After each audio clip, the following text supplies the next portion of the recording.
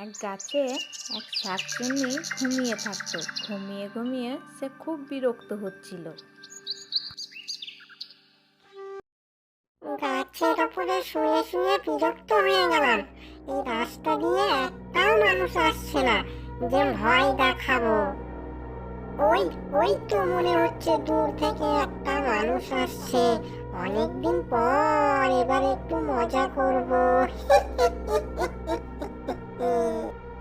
আয় আয়, তোরই অপেক্ষায় আছি। কতদিন মানুষকে ভয় দেখানি, আজ তোকে ভয় দেখাবো।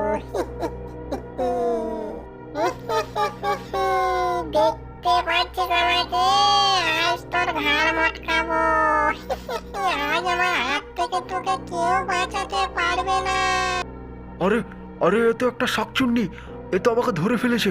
এক্ষুনি দৌড়ে না পালালে এ তো আমার ঘাড় মটকাবে। ওরে বাবা, পালা এখান থেকে, পালা। তো শাকচুন্নি গাছের ওপরে পালা বসে পালা, আছে।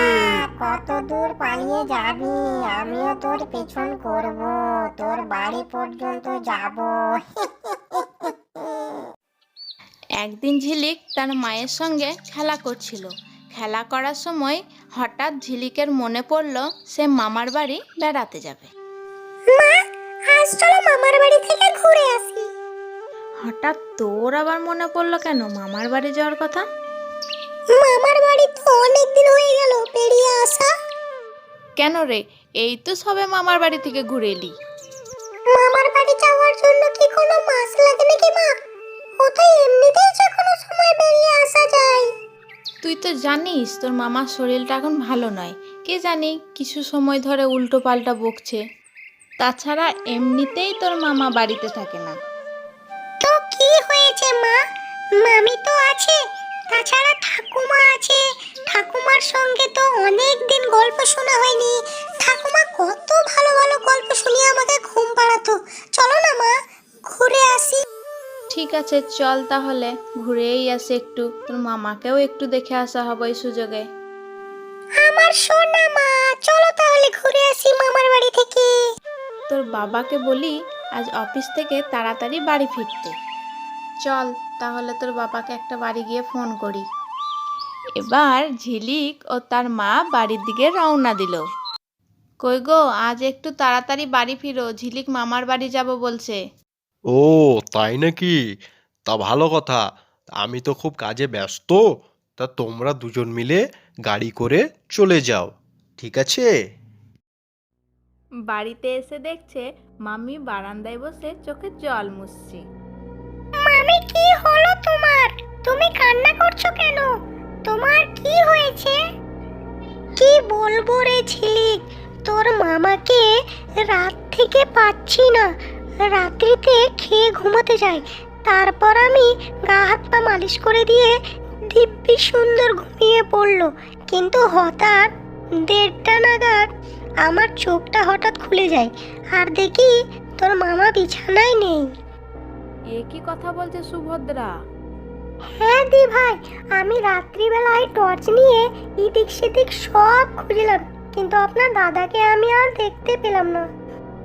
মামি, ঠাকুমা কোথায় আছে?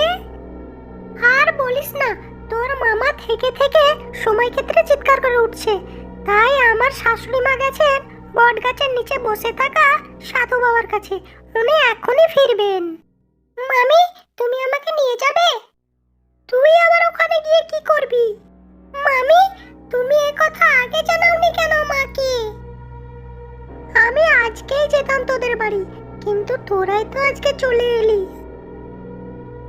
মামির এই কথা শুনে ঝিলিকের মনে একটা সন্দেহ জাগলো। চলো মা, তাহলে আমরা সাধু বাবার কাছ থেকে ঘুরে আসি। মামি, তুমিও চলো। না রে ঝিলিক, তোরা ঘুরে আয়, আমি বাড়িতেই থাকি যদি তোর মামা বাড়ি ফেরে। এই বলে মামি বাড়িতে দৌড়ে ঢুকে গেল এবং ঝিলিকের সন্দেহ আরো জাগলো। মা, মামি এরকম আচরণ কেন করছে বলো তো? হ্যাঁ রে ঝিলিক, আমারও মনে হচ্ছে সুভদ্রা কেন দৌড়ে চলে গেল। চলো মা, আমরা সাধু বাবার কাছে যাই। মা, ওই তো ঠাকুমা বসে। ঠাকুমা, তুমি এখানে সাধু বাবার কাছে? হ্যাঁ মা, তুমি এখানে কি করছো? দাদার কি হয়েছে? তোরা কখন এলি? আমি এখানে, তোদিকে কে খবর দিল? ঝিলিক ঠাকুমার কথা শুনে অবাক হয়ে ঠাকুমাকেই জিজ্ঞেস করতে লাগলো। কেন ঠাকুমা? মামি আমাদেরকে বললো তুমি এখানে সাধু বাবার কাছে আছো। কি বলছো গো মা? যে বাড়িতে ছিল সেটা তাহলে কে ছিল?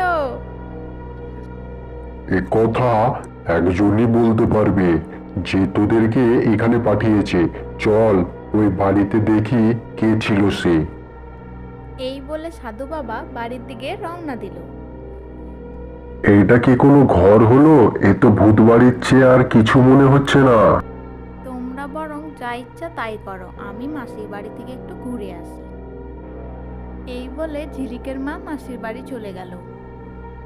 কে আছিস বল এই বাড়িতে, সামনে আয়, লুকিয়ে থাকবি না। তোমার ছেলে কোথায় আছে?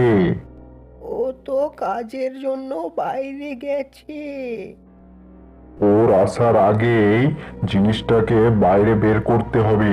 একা পেয়ে তোমার ছেলেকে আরো কাছে ধরবে। কে তুই, লুকিয়ে আছিস কেন? সামনে আয়, আমি আবার কি হলো? কানের গোড়ায় কেন বকর বকর করে চিৎকার করে আমাকে ডাকছিস? তুই কে? এই বাড়িতে কি করছিস? এই বাড়ি থেকে এক্ষুনি চলে যা, আমি তোকে বলছি। এই বাড়ি ছেড়ে এইখান থেকে একদম চলে যা। না, আমি যাব না। তুই কে? আমি তোর ঘাড় মটকাবো। তুই আমাকে চিৎকার করে ডাকছিলিস কেন? আমি তোর ভয়ে কি ঘর থেকে পালিয়ে যাব নাকি?